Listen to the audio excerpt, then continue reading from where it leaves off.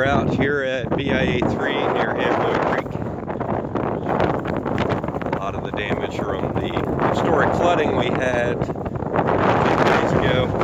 We're in day 2 of the bomb cyclone, second one in about a month. We got a report from the command center that there was somebody out walking BIA 3, and we're asked to go see if we can find them. The person is accounted for in indoors. It's going to be all right.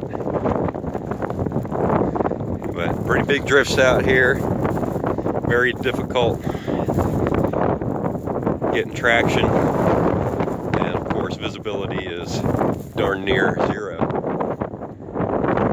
But hey, it's springtime.